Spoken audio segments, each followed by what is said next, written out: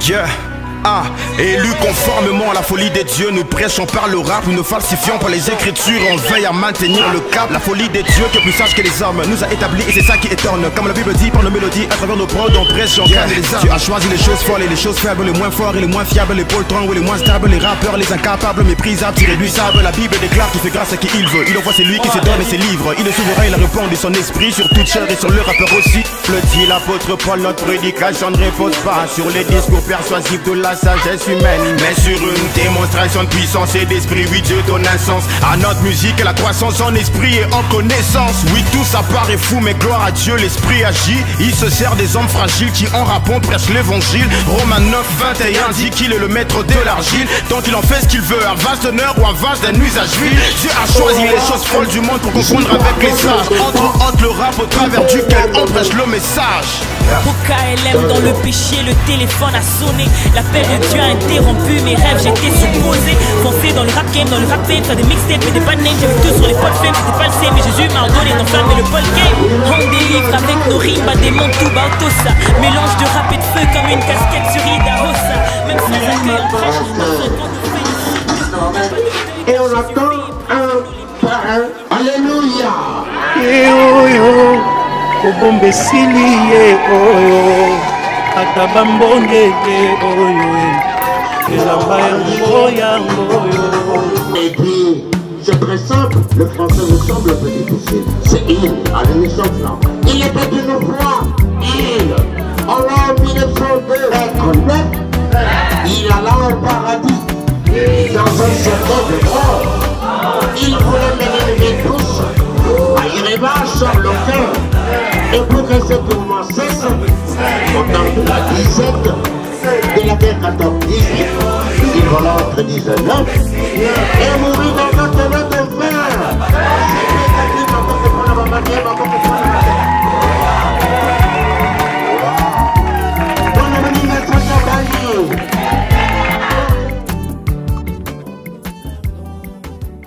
Par le labeur, nous bâtirons un pays plus beau qu'avant, dans la paix, citoyen. Entonnez l'hymne sacré de votre solidarité.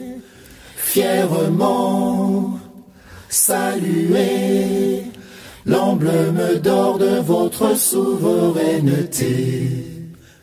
Don béni Congo, des aïeux Congo, au pays Congo, bien-aimé Congo, nous peuplerons ton sol et nous assurerons ta grandeur. 30 juin au doux soleil, 30 juin du 30 juin, jour sacré sois le témoin, jour sacré de l'immortel, serment de liberté que nous léguons à notre postérité pour toujours.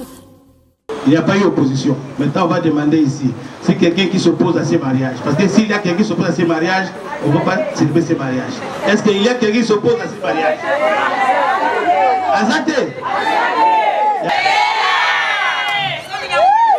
Comme il n'y a pas d'opposition, maintenant on va passer à la vérification des dot. Je vais inviter d'abord le parent et la future épouse. Je vais aussi vous poser la même question.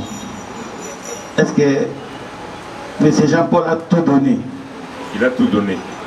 C'est le moment où ça va être tiré dans 5 donc je peux célébrer le mariage. Merci beaucoup. Je crois qu'on va passer à la partie théorique. Parce que c'est code de la famille. On va voir comment est-ce qu'il définit le mariage. Quel but est poursuivi pour le mariage? On va d'abord commencer à lire le premier article. C'est l'article 349. Un homme et une femme qui s'engagent à vivre ensemble jusqu'au décès l'un d'eux et pour partager leur commune destinée et pour perpétuer leur espèce. Ici, on n'a pas dit que l'union est mobile. On a dit un homme et une femme. Peut-être que moi c'est moi si, mais un homme et une femme. C'est-à-dire, il y a pas de Zaliwana, au bali maman Kati n'est zalia, au lieu que non, n'a pas la maman Kati le grand zana bon azaba de kobele. Bazaba n'a pas besoin de matabis. Il est aux alité. Au bali kaka moi si moko mutu moko. Donc la polygamie pour l'homme est interdite. Pour maman Kati la polyandrie est interdite. Donc vous allez on peut pas qu'il ne balani wana zali kabino mosta mobali. Et ça fait que Jean-Paul a profité que non, Katia Zaba de Kabasi, ah, ce qui a été donné dans une société, il va que Kakaye. Au cours de la Moussouté, il va dire Makati. Il peut Makati, comme la Bangala, moi il est mingi, ce qui a été dans une lettre à Jean-Paul Benité, et ça lui a permis de faire la Moussa Mobali. Il y a un Balikande, il y a un changé. Il y a un besoin de 49 donc, moi si, na Mobali. Pour changer Moussoussou, ils allaient m'obéco au code de la famille, ils allaient koloba. Mais j'aime l'autre singa qui il va là au Kabonaté. Il doit m'aller au Fanzela Moko. Donc, il va me commoter. Donc, il doit m'aller au Gata Santa, na mon sama bien que Bossata Santa. Donc, il va là au Kogomela. Bota. De ma parole, il va zumbo watini no bota. Do ba ngate lo mokote. Hôtel na Bujarabuna. Ma petite nzela moko ça la voyage côté kuna donc bota nayo donc banga to bana ba fata là ces alliés belé soki kumé côté ke kole wana ma petite zati to wanda bana ba fana ko banga bota ti bota ndoko limi article 39 lobi lisusu l'objectif est que les mariés puissent vivre ensemble le plus longtemps possible. Donc nous fandi wana je crois que vous fanda seko je vais prendre l'article 444. Ménage, les époux doivent protection mutuelle et contribuer aux charges de ménage selon leur facilité et leur état des espèces et pécuniaires. Cette obligation sont régies par leurs dispositions relatives et les époux doivent protection mutuelle. Se doit protection mutuelle. Papa Jean-Paul, au moment où article de lobby, chef à ménage, maman Kati et Zali Jean-Paul. Pour sous alité. Donc dans votre foyer, sachez bien que le chef du foyer c'est Jean-Paul. Pour changer mon souhaité. Mais papa Jean-Paul, il va être un chef à famille. Il y a protection mutuelle, il faut opérer protection. C'est-à-dire que même dans les gens qui ont un candidat, il faut consulter maman. Mais les chefs de la famille, ils allaient si par exemple dans votre foyer rien ne marche, c'est-à-dire que c'est toi. Si c'est toi Jean-Paul et à maman. La famille, c'est toi le chef du foyer, du ménage. Mais protection mutuelle dans maman. Il y a des gens qui ont maman. Les longs gars, ils ont ça la beauté. Il faut que tu maman moi conseil. Protection mutuelle, maman a les caboboyés. Autour de la table, autour de la télé, maman, pas maman, ta maman, yo ça la nini. Quand tu as déjà les cambouana, autour de la tête, ni les autres salons, au cotanam, si on est autour de la maman, et les gars, ils les cabons années. Quand on a non, autour de la tête, quand tu as déjà le bel. À l'article 447. Pécuniaires de cette obligation sont régis par les dispositions relatives au régime matrimonial. Awa ne place pas comme Zalaka. Awa, Binomi Balé, il y a des problèmes. Si par exemple l'un d'entre vous, vous avez contribué, parce que là ici, il faut que vous l'ayez. Bana, éducation à Bana. Kotanga ya Bana, Kolala ya Bana. Ce qui est awa, Ndema Kamibeba, Mbati Kufa. C'est-à-dire, il faut que la Jean-Paul Olati. Kitoko, maman de Katinde Olati. Donc Bana, vous pouvez faire la tapika Kaboy. Ne pas dire que la monnaie qui pas pour le tiba, le bloc qui toko, maman l'a dit que vous battez la Bana. Ah, où on Jean-Paul, mais dit la nativité. Donc, dès qu'on allait connaître, dès qu'on savait qu'on a Bana. Donc, c'est-à-dire que moi, je ne fais pas de quoi la malam. Je ne fais pas de quoi la malam. Moi, je ne fais pas de quoi la service. École comme on a service. Pour l'année, pour l'année, on y a ça encore. Moi, je suis très content. La monnaie n'a ni le régime, pas pour les régime communauté de biens. Donc, quand on a ça, on a le régime malam. La communauté de biens, nous surtout aujourd'hui ici à Moko. N'a pas nyongo pour ça ici. Si vous avez $1000, maman a 1000 francs. Au Saint-Ici, surtout, au foot. Au Saint-Ici, sur deux comités de biens. Donc, nous, surtout, qu'on soit ensemble au Cabonatica, mon commune. Les époux obligent mutuellement à la communauté de vie. Ils sont tenus de vivre ensemble et de consommer les mariages. Les époux s'obligent mutuellement à la communauté de vie. C'est-à-dire vous êtes obligés de vivre ensemble. Il faut consommer le mariage. Jean-Paul Ozaliwana, en tout cas, en tout cas, il faut être déplacé. Il faut consommer le mariage. Il faut consommer. Ils ont dit dans le bico de la famille. Il est dans invité M. Jean-Paul, il se mettre debout, et maman Cathy.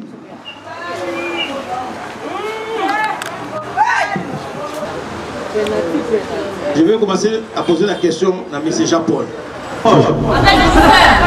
Sentez-vous de prendre Mademoiselle Cathy si présente à mariage, si tu le dis, je le veux, ou bien non? Oui, je l'ai fait.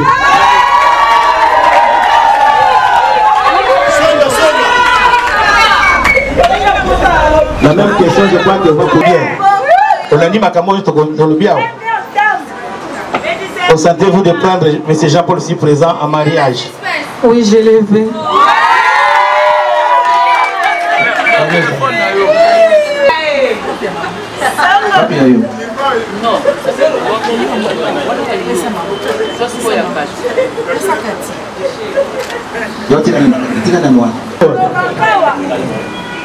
Moment yango, yo tile miko ya makati. Siba loboko na ya gauche. Tala ina miso. Yebise maloba. Temo dola te ano. Yebise maloba ya kitoko. Oh na kutoka na ite. Ayo kalelo. Ndeko vibre tini wala sino. Maloba ya kitoko. Yo. Obombe sini ye oyo. Kati Lucha. Aujourd'hui Kati Songo.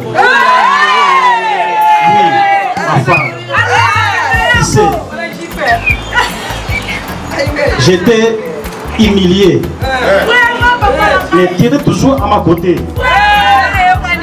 J'étais abandonné, mais Dieu était toujours avec moi.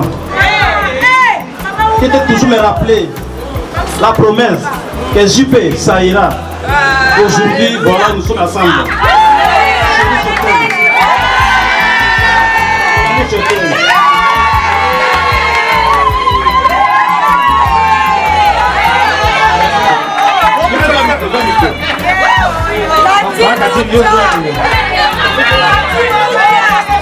Mamie Cathy, mademoiselle Cathy Lucha. Yo les taillés. Si mal au papa.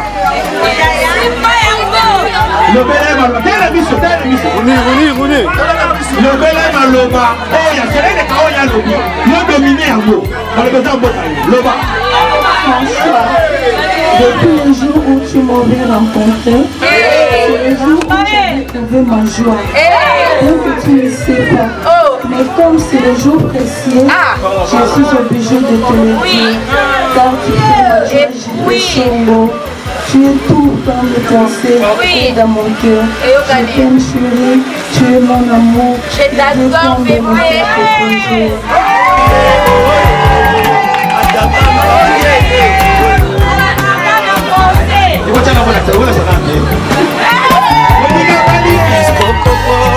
Motombo moni pembe ndembo malosambo na ngai Nzambe apesi pengayo boyebi nalingi bino yebe nalingi yebite apesi de balingani pour ma confirmer biso que vraiment bolinga on faisait un solo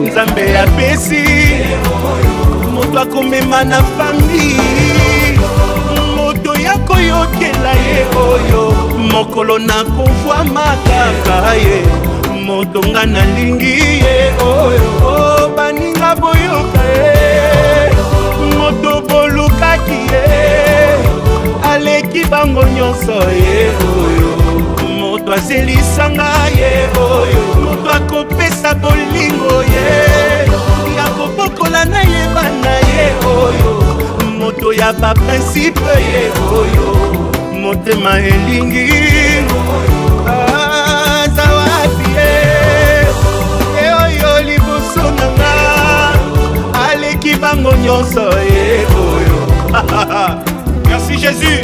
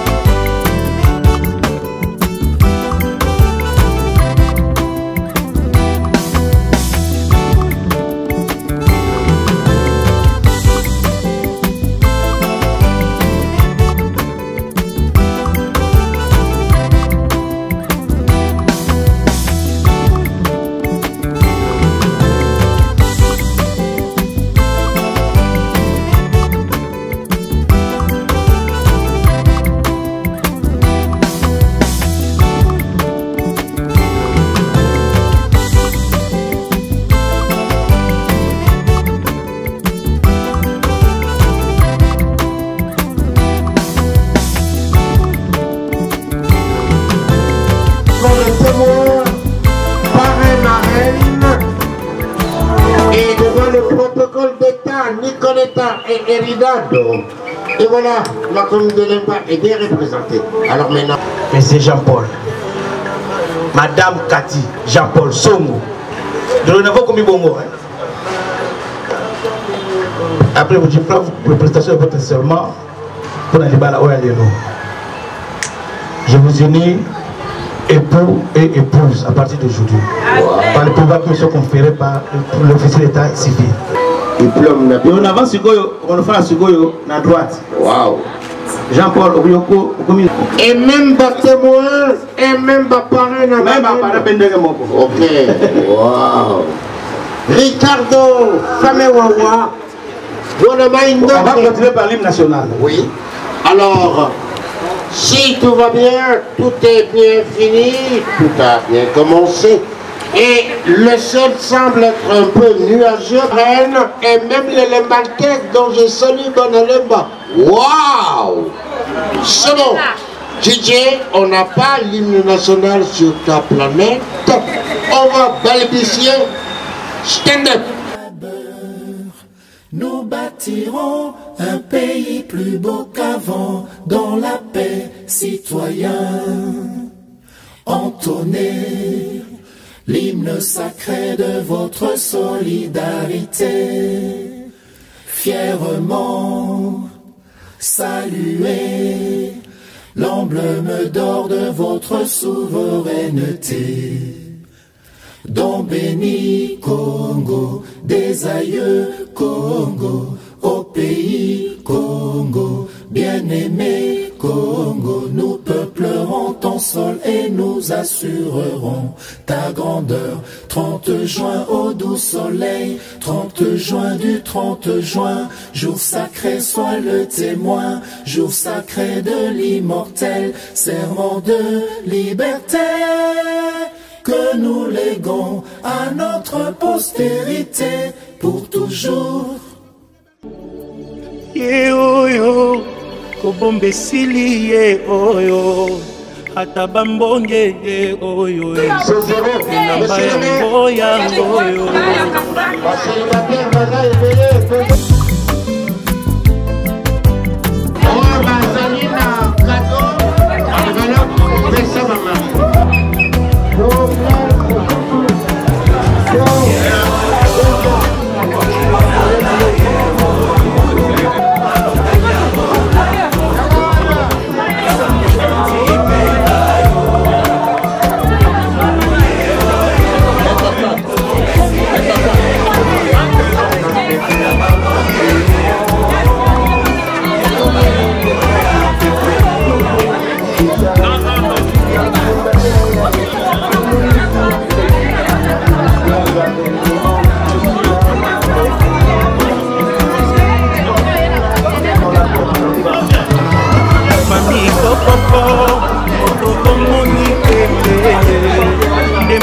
banye matoyo losambo efuti mpe ngayo nalingi lino epe nalingi yemiye aza motu ya kona ngaye kosunga koto kopela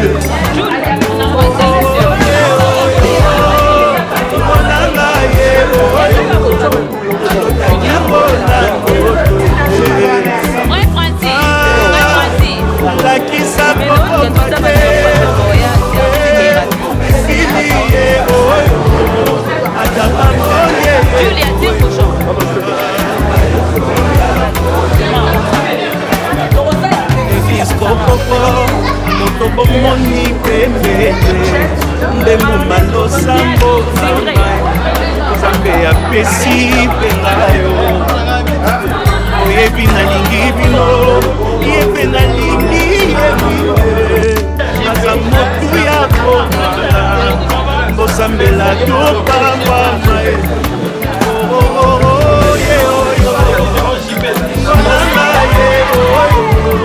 nalotaki yango na ndoto lakisa kokoma te esili ye oyo ata bamonye ye oyo moto akotika te akende ye oyo yakotika te alela ye oyo moto akolengela ye oyo nzambe apesi moto akomema na fami moto ya koyokela ye oyo mokolo na kovwa makaka ye moto nga nalingi ye oyo baninga boyoka ye moto bolukaki ye aleki bango nyonso ye oyo moto azelisanga ye oyo bakopesa bolingo ye ya kobokola na ye bana ye oyo moto ya baprincipe ye oyo motema elingi azawapie ye oyo liboso nanga aleki bango nyonso ye oyo merci Jésus.